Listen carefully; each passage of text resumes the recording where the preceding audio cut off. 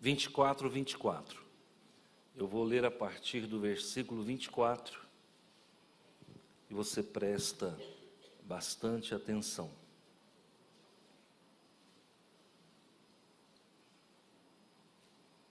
Obrigado, irmão. Pode ser embaixo.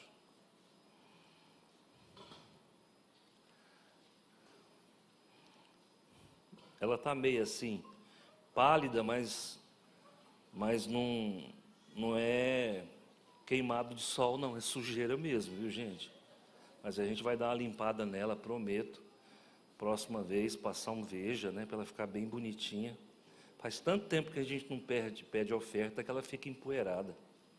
Vamos fazer isso todo domingo agora, né? Que aí fica sempre limpinha, para não ter problema, né? Acharam?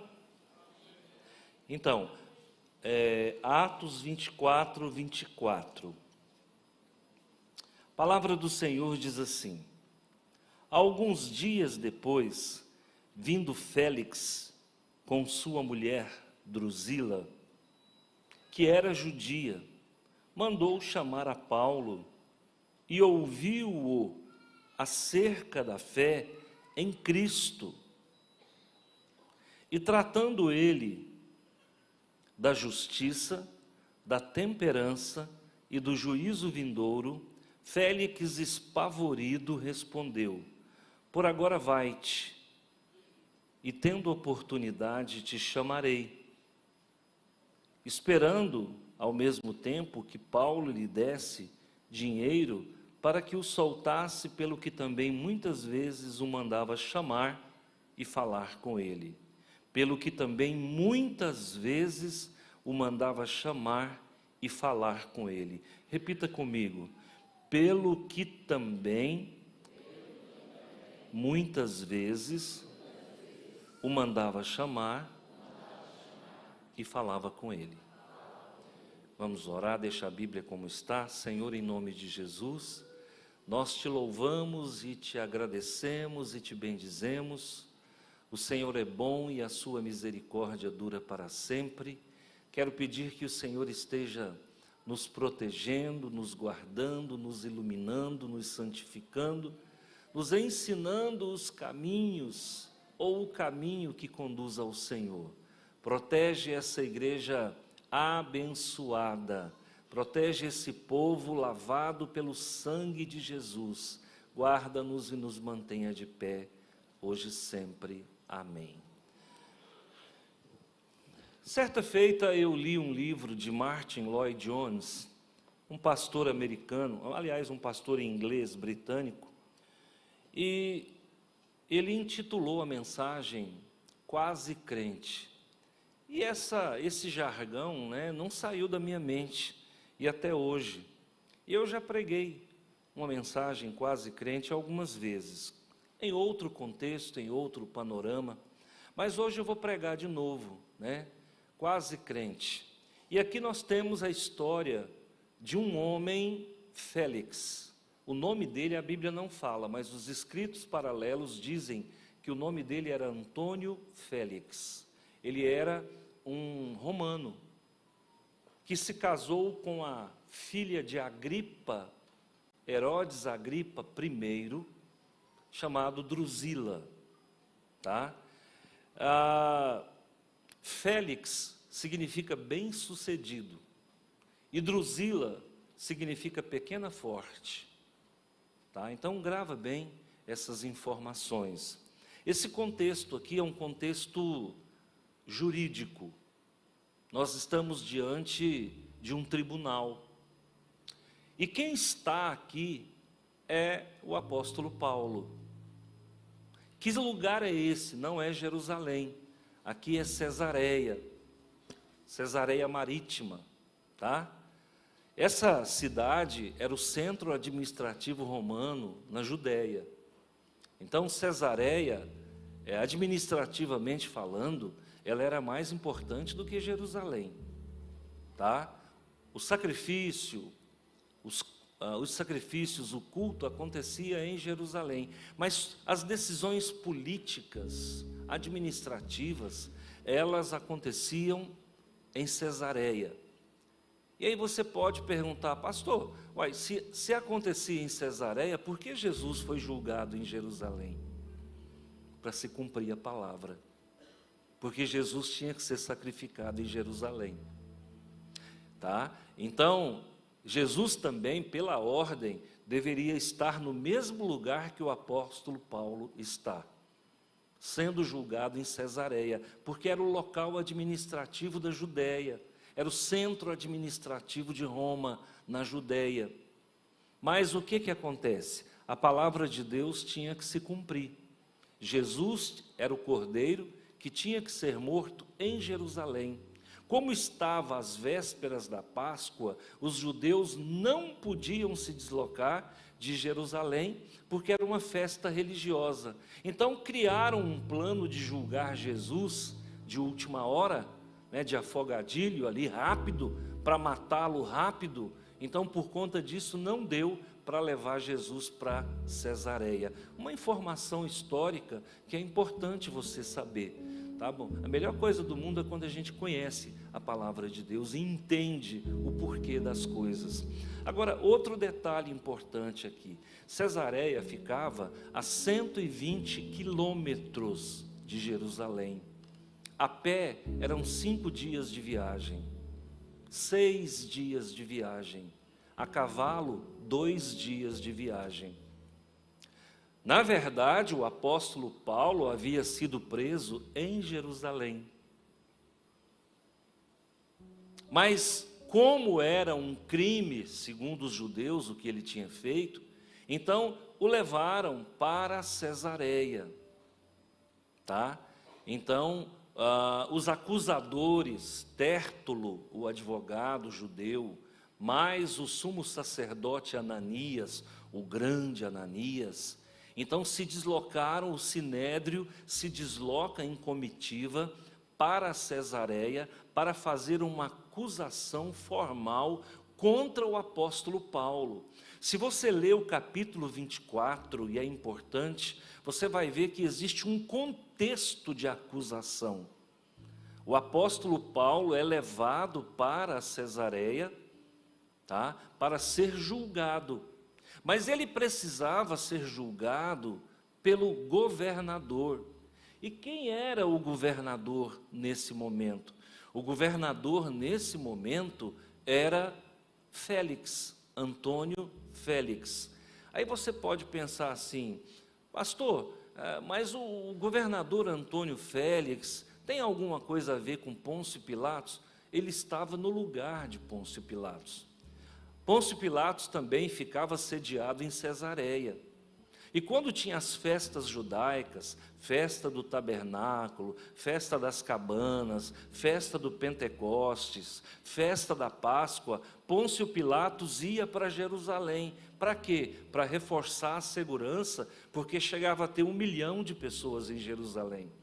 Então era uma aglomeração muito grande, tá? Obrigado, irmão. E essa aglomeração necessitava de uma guarda pretoriana bem mais elaborada. Então, Pôncio Pilatos ia para Jerusalém. Mas o lugar de Pôncio Pilatos é o mesmo lugar onde está Antônio Félix aqui. Então, o apóstolo Paulo é levado para Cesareia para ser julgado, e quando ele chega lá, ele fica aguardando Antônio Félix, que estava de viagem. Ele chega, e no que ele chega, então, ele manda chamar o apóstolo Paulo e os seus acusadores para abrir o inquérito de acusação contra Paulo. E você vai ver que as acusações que são feitas contra Paulo aqui são as mais absurdas.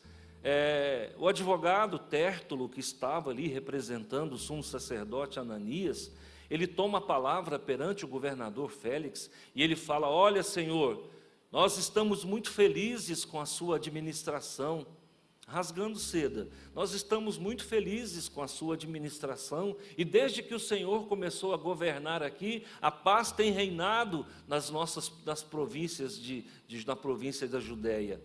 Então, sabemos que o Senhor é um homem justo, e aí tece toda aquela rasgação de seda e faz a acusação. Esse homem que aqui está, ele é um perturbador da ordem. Onde ele vai, ele causa confusão, ele profana, ele cria tumulto, ele gera confusão e faz essa acusação ao apóstolo Paulo. Muito parecido com o 8 de janeiro, viu, gente? Mais ou menos nesse estilo aí, falacioso, mentiroso, que todo mundo sabe que o 8 de janeiro é uma farsa. Fizeram essa farsa, montaram esse teatro contra o apóstolo Paulo. E aí o que acontece? O apóstolo Paulo, então, recebe a autorização do governador para se defender.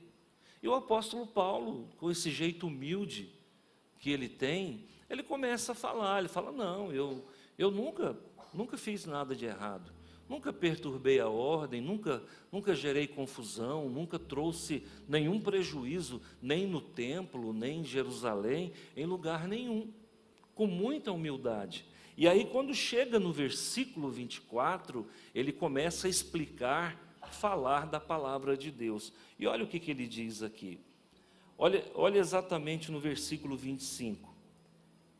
E Paulo, tratando ele passa a falar, ele começa a pregar a partir de agora. E ele fala da justiça, ele fala do domínio próprio e ele fala do juízo vindouro. Ele está pregando, ele está fazendo um sermão de 3 pontos, tá? Ele está falando aqui, olha, e tratando ele da justiça, da temperança e do juízo vindouro. Traduzindo, ele começa a fazer uma pregação falando de justiça, domínio próprio e juízo vindouro. Acontece que o apóstolo Paulo era o primeiro, um homem cheio do Espírito Santo. Segundo, o apóstolo Paulo tinha autoridade. Por quê? Porque ele era um homem íntegro, ele era um homem justo, reto e escolhido por Jesus para representar o reino de Deus aqui na terra. E no que ele começa a pregar, a pregação dele vai de encontro contra Félix. Então vou explicar para vocês aqui. Quem era o governador Félix? O governador Félix era um homem corrupto, um político corrupto. Quem era o governador Félix? Era um homem dado ao prazer, porque a sua mulher Drusila, ele tomou de outro homem. Então ele era um homem devasso, era um homem corrupto, era um homem dado aos prazeres. Quem era Drusila? Drusila era uma adúltera. Drusila, ela era filha de Agripa I. Ela era neta de Herodes o Grande, o tetrarca, o matador de criança. Lembra daquele Herodes que matava a criança? Pois é, ela era neta do matador de criança. Ela era judia, ela nasceu na Judéia, mas ela tinha um histórico familiar terrível, de crimes, de adultérios, de matanças, de infidelidade. Então, Drusila também merecia ouvir o que estava ouvindo. E para fechar a pregação do apóstolo Paulo, ele fala da ira de Deus contra as pessoas que vivem no pecado.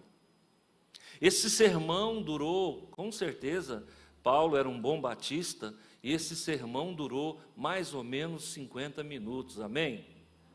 Se Paulo fosse presbiteriano, só duraria 30 minutos o sermão. Se for assembleiano, é 1h30, né? Então, eu acho que ele era um bom batista. E após a sua pregação, após a pregação do apóstolo Paulo, Félix toma a palavra. E aqui a Bíblia traz detalhe importante. Félix, no versículo 25, Félix espavorido. Espavorido é o que, gente? Apavorado, tremendo. Ele ficou trêmulo. Por quê? Porque a mensagem do apóstolo Paulo foi na veia. Porque ele era um homem devasso, ele era um homem corrupto, ele era um homem adúltero, ele era um homem dado aos prazeres, ele era desonesto, tomador de mulher dos outros. Então, aquela mensagem do apóstolo Paulo vai contra ele. Então, ele, espavorido, tremendo de medo, ele disse para o apóstolo Paulo: vai-te, por agora vai-te, e em tempo e tendo oportunidade te chamarei. Mas quando chega no versículo 26, dá mais um detalhe. O que ele esperava? Ele esperava que o apóstolo Paulo desse dinheiro para ser solto.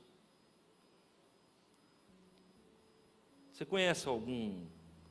Você conhece? Não precisa nem falar, né, gente?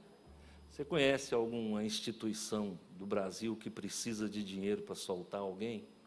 Só pensa, não responde não, que está gravando. Está vendo como é que é as coisas? O que nós estamos vendo hoje não é nada novo. Tudo se repete. Como disse Salomão, não há nada novo debaixo do céu. Então, queridos, o que nós estamos vendo aqui? Um desonesto. Gente, muitas vezes nós somos julgados por pessoas desonestas. Eu nunca fui dos mais fãs, né? O mais fã do Silas Malafaia, nunca fui. Eu acho até que ele não me representa muito, não. E a gente pode até discordar do modus operandi com que ele funciona, mas a gente tem que reconhecer, ele tem coragem. Ele fala o que nós não temos coragem de falar. Quantas vezes eu falei para minha esposa: Silas Malafaia está caçando jeito de ser preso. Porque nós estamos vivendo um momento no Brasil onde não se pode mais falar. Nós estamos vivendo a antessala da ditadura. Há 40, 50 anos atrás, nós tivemos uma ditadura no Brasil, a ditadura militar. E agora nós estamos caminhando para a ditadura do judiciário. O Brasil está sob júdice. O Brasil hoje é a fofoca no mundo lá fora. O europeu, quando ele não tem o que conversar, ele fala do Brasil. O americano, quando ele não tem o que conversar, fala do Brasil. Por quê? Porque o que está acontecendo no Brasil está vergonhoso. As pessoas não podem mais emitir opinião. As pessoas não podem mais dizer o que é certo e o que é errado. E quem nos julga não tem moral. Quem nos julga não tem moral. Quem está no poder hoje é o Félix. É o Félix que está no poder. Aí você fala: qual o poder, pastor? Judiciário, executivo, legislativo.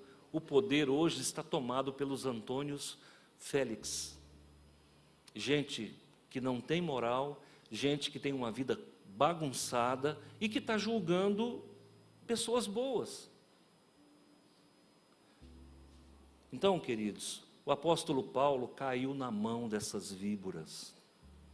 O apóstolo Paulo caiu na mão de um cara que queria dinheiro.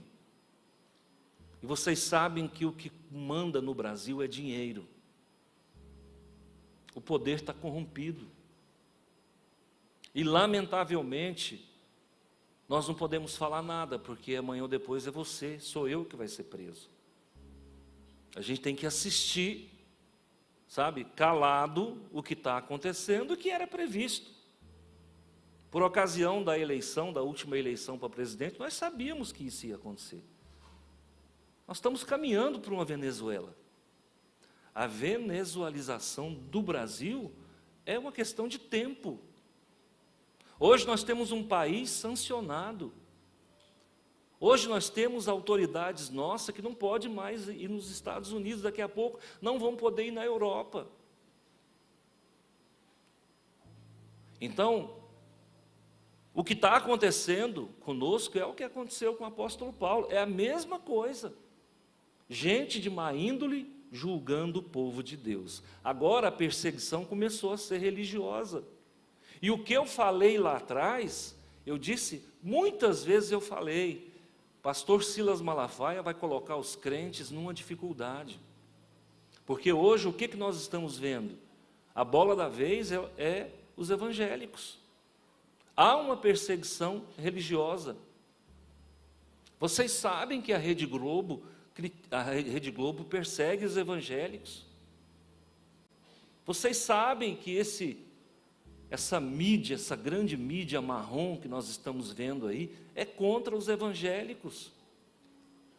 E eu falei para vocês muito antes, quando o Donald Trump perdeu a eleição, eu falei, fica tranquilo, ele vai voltar. Está aí, voltou. E quando ele voltou, que ele ganhou a eleição, o pessoal falou, olha aí, o que eu falei para vocês? Ele não vai deixar barato. Ele vai perseguir toda a nação que tem envolvimento com o esquerdismo, com o comunismo. O Brasil hoje é um país vermelho. A Venezuela é um país vermelho. Então você vai perceber que hoje o mundo está polarizado entre direita e esquerda, entre capitalismo e comunismo. Pastor, a direita é maravilhosa? Não, irmãos. Tudo que é extremo é ruim. Tem que ter equilíbrio. Eu não sou a favor de uma direita arregaçada, mas eu também não sou a favor de uma esquerda como está acontecendo hoje no Brasil. Nós não podemos mais falar. Então é a perseguição religiosa a partir de agora. E tome cuidado se amanhã ou depois não tiver um ou dois aqui dentro avaliando o que a gente está pregando. Nós estamos caminhando para isso, é o final dos tempos. Agora, irmãos, voltando aqui, tem um detalhe importante aqui nesse texto que eu quero que você raciocine comigo.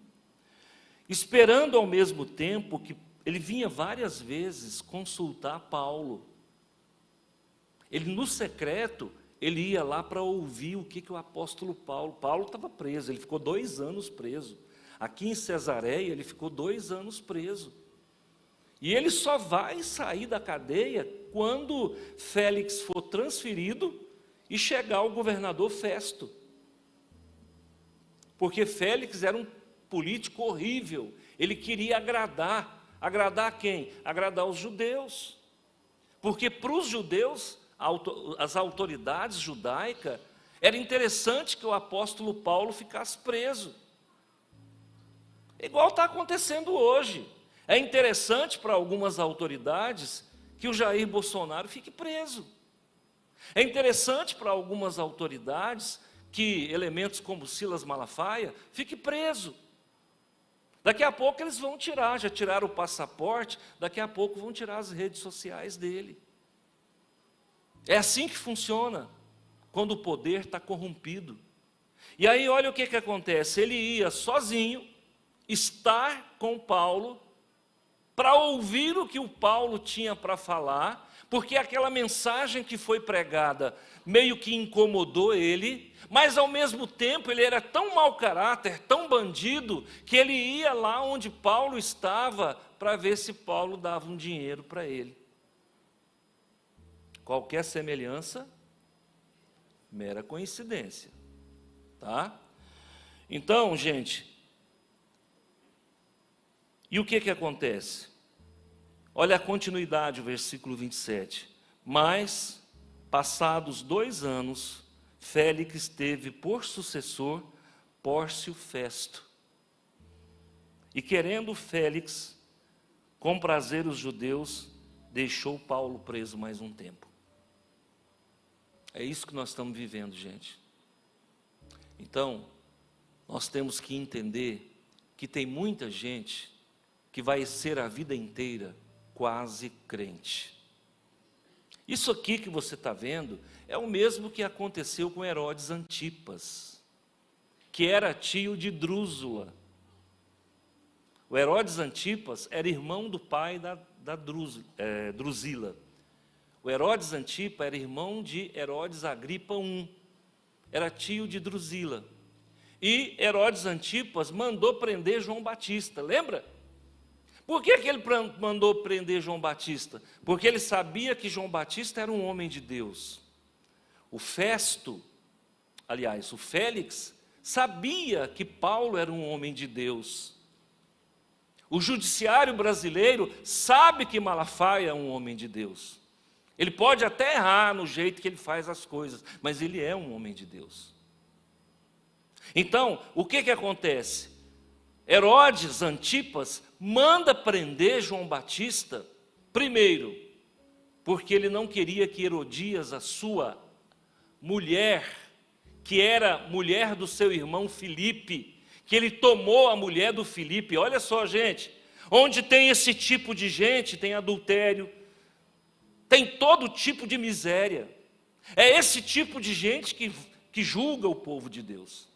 E ele manda prender João Batista na fortaleza de Maquerus. E João Batista fica preso.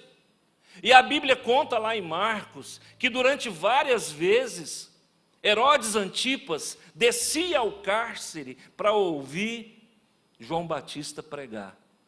Quase crente. Pastor, o que isso tem a ver conosco? Pessoas que vêm aqui na igreja. Eu quero ir lá para ouvir o pastor Antônio pregar. E eu não estou falando isso aqui com soberba, não. Eu estou falando o que eu ouço o povo falar. Quase crente. Eu já tive várias vezes aqui católicos que vêm aqui para ouvir a pregação que eu faço. E eu não estou falando isso aqui para me engrandecer, não.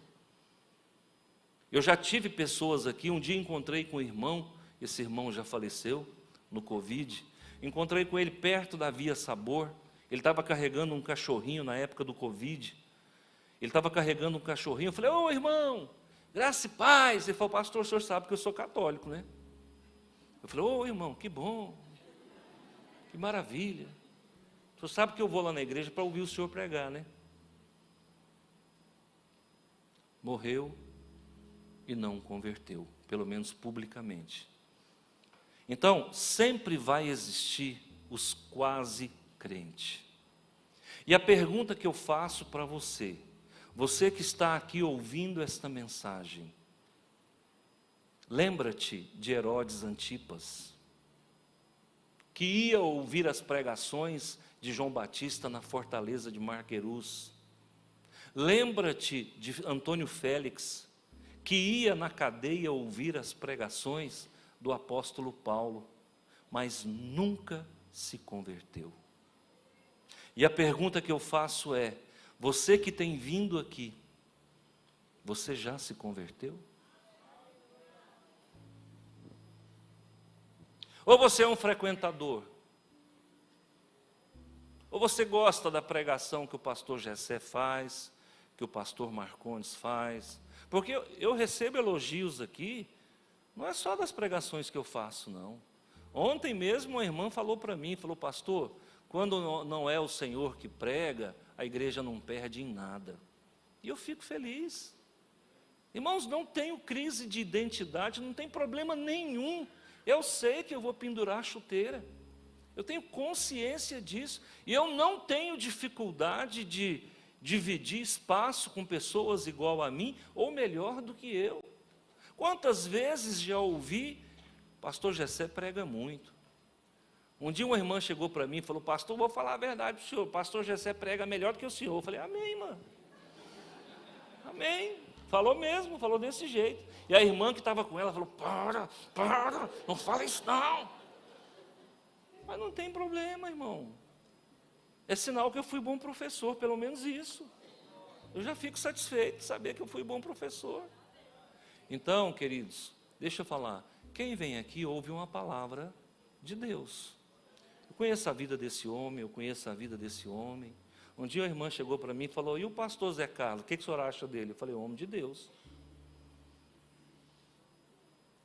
Pastor Francisco, homem de Deus. Pastor Francisco passou, eu não quero nunca que você passe o que ele passou lá em São Simão. O que eu fiz? Trouxe ele para cá, eu falei, vou cuidar dele. Eu vou deixar ele morrer lá?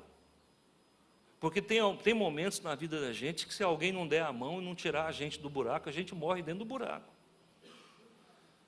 E isso aí, irmãos, eu sei fazer, Deus me ensinou. Falei, varão, pega a sua trouxa, vem embora para Rio Verde. Aqui eu garanto que comida não vai faltar para você. Foi ou não foi que eu te falei? E Deus restaurou, hoje está aí um homem abençoado, causando inveja para quem queria o mal dele. Entendeu? Um homem que está pronto para ser ordenado como pastor da Hormiban a qualquer momento. Inclusive, quero dizer para você que não vai tardar, a gente vai tomar essa decisão.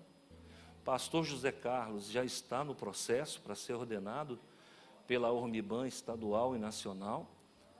Então, o povo que anda comigo, gente, é gente de boa índole. Eu não mexo com catraia, não. Eu só ando com gente boa. Agora, tudo bem, gente, esse time aqui é de Deus, mas e você? Não muda de assunto, não. Eu quero saber você. Você achou que eu não ia voltar na pergunta, né? Se tem um negócio que Deus me deu, foi memória. E você? Já entregou sua vida para Jesus? Ou vai ficar vindo aqui ouvindo a palavra a vida inteira? Não. Um dia, ouvi falar de uma pessoa que falou assim, eu não ponho adesivo no meu carro. Ué, colocar adesivo de Jesus no carro é ruim? A gente tem que expressar a nossa fé. Eu só não ponho na testa porque o povo vai me chamar de doido. Colocar aqui, ó, propriedade de Jesus. Falei, é doido, aquele homem é doido. Mas eu queria colocar na testa, a testa é grande, né? Queria colocar na testa. Então, queridos, toma a tua decisão. Espera o anjo da morte te visitar, não. Viu? Toma a decisão. Não, eu tomei, eu e Deus. Abre a tua boca. Abre a tua boca. A gente abre a boca para falar mal dos outros. A gente abre a boca para julgar pastor, julgar irmão, para falar o que não deve. Abre a boca para dizer, eu recebo Jesus como meu Salvador. Não faz igual esse homem, não. Sabe o que significa Félix? Bem-sucedido. Sabe o que significa Félix? Feliz. Sabe o que significa Félix? Alguém que venceu na vida.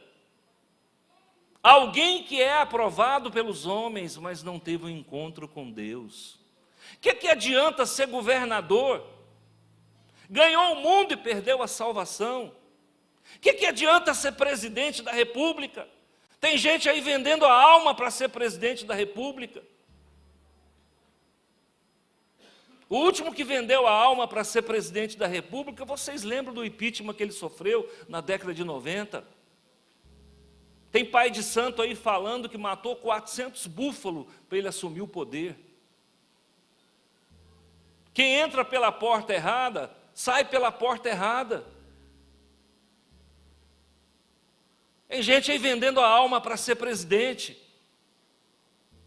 E o que é um presidente da República? Nada. O que é um governador? Nada. O que adiantou Festo? O que adiantou Félix entrar aqui, ter o nome dele na palavra de Deus aqui, mas como alguém que era bem sucedido, mas que não foi morar com Deus? E ouviu a palavra. E a palavra que ele ouviu não foi do pastor Antônio, nem do pastor Marcondes, nem do pastor Gessé. A palavra que ele ouviu foi do apóstolo Paulo.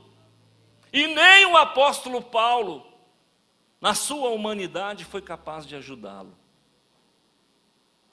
Herodes Antipas, o tio de Drusila, ouviu a palavra, não foi do Antônio, não. Ele ouviu a palavra de João Batista. Segundo Jesus, o maior nascido de mulher. E nem João Batista foi capaz de convertê-lo. Sabe por quê? Porque, na verdade, quem converte não é pastor, não é apóstolo, não é profeta. Quem converte é o Espírito Santo. E eu te pergunto, até quando você vai vir ouvir a palavra de Deus e não vai tomar uma decisão? Quebra esse lacre, rompe com esta bolha, sai desse ensimesmado e diga, eu recebo Jesus como meu Salvador. E bota o demônio para correr. Porque hoje é um tal de, eu não posso me expor, eu não quero pagar mico. Nós estamos vivendo a pior época da humanidade. Nós estamos vivendo o tempo do ridículo. A pessoa tem coragem de pintar o cabelo de azul, de roxo, de vermelho, de cor de caixão, de tudo quanto é trem, mas não tem coragem de dizer: eu recebo Jesus como Salvador. A pessoa tem coragem de tatuar até a língua, mas não tem coragem de dizer: eu recebo Jesus como Salvador. A pessoa tem coragem de expor o seu corpo cultural, escultural, vai na academia, se transforma um verdadeiro Hulk, mas não tem coragem de dizer: eu recebo Jesus como Salvador. Esse é o mundo mais controverso que eu já vi. Palavra como essa que você ouve nessa igreja, com todo respeito às demais igrejas. Eu conheço essa pastorada toda aí. Como disse o nosso irmão ali na quinta-feira, tem pastor que fica pregando mensagem tirada de última hora do chat GPT. Que não tem isso não, irmão.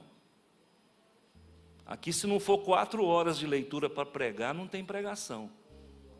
E não tem nada escrito, não tem como ninguém dizer que eu copiei de lugar nenhum ou que qualquer um de nós copiou de lugar nenhum.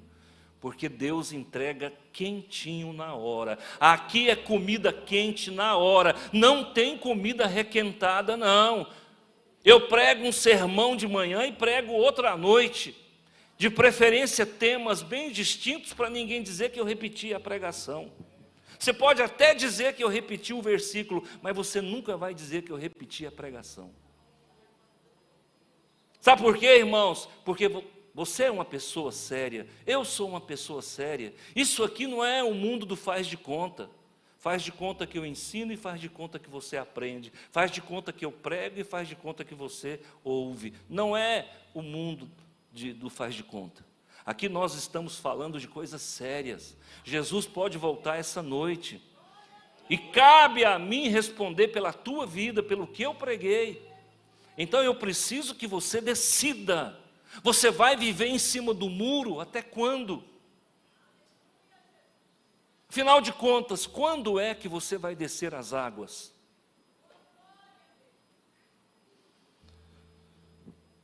Eu me lembro, para finalizar, há uns 10, 12 anos atrás, mais 12, 13 anos atrás, eu estava saindo de férias.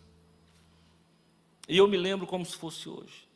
Terminou o culto, o irmão veio. Ele era um irmão forte, até mais forte do que eu. Então, se ele era mais forte do que eu, ele era super forte, né? E terminou o culto, ele veio. Pastor, meu nome é Gabriel. Eu falei: ô Gabriel, como é que você está, meu querido? Graça e paz. O pastor, eu andei fora dos caminhos do Senhor. Mas tem um mês que eu estou incomodado. E Deus está me dizendo: reconcilia. Eu sou caminhoneiro. Eu falei: ô irmão, que bom. Eu sou caminhoneiro e estou sabendo que o senhor vai sair de férias. Já tem um tempo que eu estou vindo aqui. E eu preciso me reconciliar antes que o senhor viaje. Eu falei: agora, vamos fazer a oração de reconciliação. E eu fiz a oração de reconciliação com Gabriel. Gabriel deveria ter uns 35 anos, mais ou menos.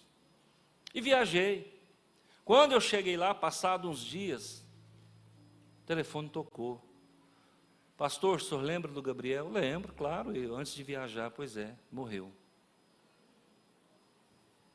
O que você tem para fazer hoje, faz agora. Deixa para amanhã não. Amanhã pode ser tarde. O que o Félix falou? Vai-te, quando tiver tempo oportuno eu te chamo de novo. E se não tiver esse tempo oportuno? E se Deus não te der uma segunda chance? E se nesta noite o anjo da morte visitar a tua casa? O que disse o fazendeiro na parábola? Construirei grandes celeiros para colocar mais mantimentos. Jesus disse: tolo, ainda hoje pedirão a tua alma. Nós temos prazo de validade, irmãos. Põe isso na sua cabeça. Você não vai ficar nem um dia a mais aqui do que está prescrito.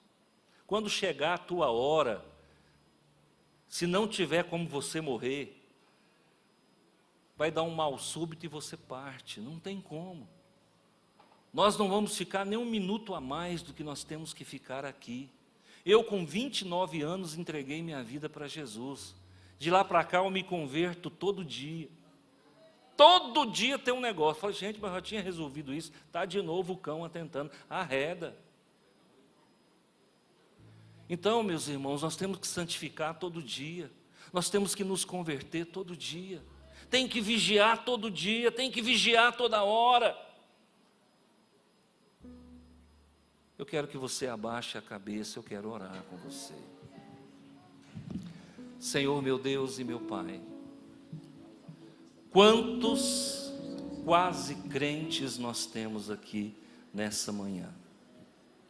Quantos quase crentes nós temos aqui nessa manhã? Gosta do louvor, gosta do conforto, gosta dos irmãos, gosta da denominação batista, gosta da pregação, mas não se entrega a Jesus Salvador. E eu quero dizer para você que eu sou o homem mais feliz do mundo, porque apesar das lutas que eu enfrento, dos desafios, eu sei para onde eu vou. Se eu partir agora, eu sei para onde eu vou. Não porque eu sou bom, mas é porque Jesus me amou até as últimas consequências. Do meu lado esquerdo tem alguém que ainda não entregou a vida para Jesus? Levante